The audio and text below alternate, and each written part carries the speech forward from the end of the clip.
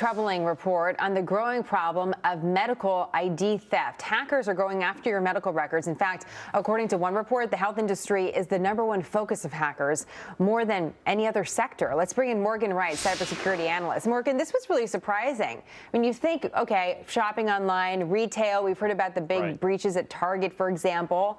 Why are medical records the focus of hackers?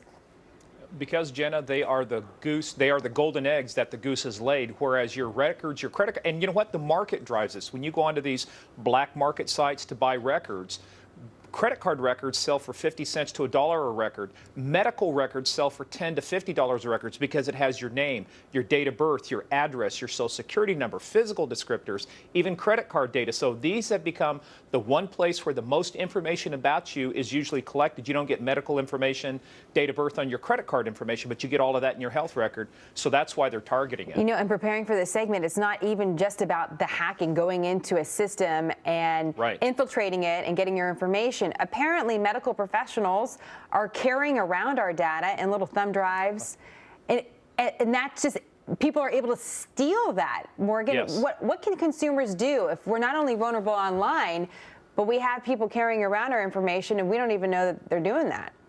Well, look, Albert Einstein said one time there's only two things that are infinite, the universe and stupidity, and I'm not sure about the universe.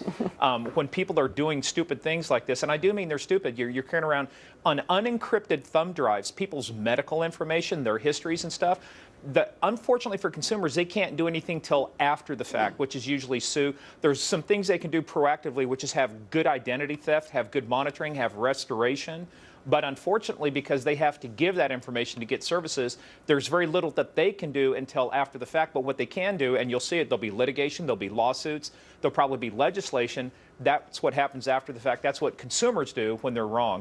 But preventing it beforehand becomes tough. We were talking to an identity theft expert a few months ago who reminded us that we really don't have to give our social security number to our doctor, which I thought was interesting. It's a good reminder on that. Right. What about paying for those services that are supposed to be watching your identity, Morgan? Do you think that's worth the value? Is that valuable to a consumer? It is, and it depends on what you do. Look, I mean, I've got identity insurance through Kroll and through Legal Shield, and because it has restoration, it's not just monitoring, because you have to monitor more than your credit cards, which is only about 17% of it. It's your medical identity theft, it's your bank accounts, your passport, all of these different things. So if you put a robust plan in place, you at least have some defenses against that. But unfortunately, you know, look, one of the things before I always come on air, you know, I always want to do some research. A couple days ago, Symantec released a big report called the Internet Security Threat Report. Healthcare attacks were up 25%. You're saying targeted more than any other industry.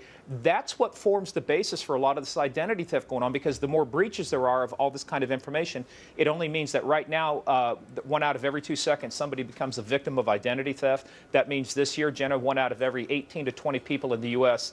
will become a victim, and a lot of that will become from the 99 million records that have been breached so far this year that are all medical records. When it comes to the medical records, not only are birth dates, social security numbers, but also just the content of it, Morgan. Yes.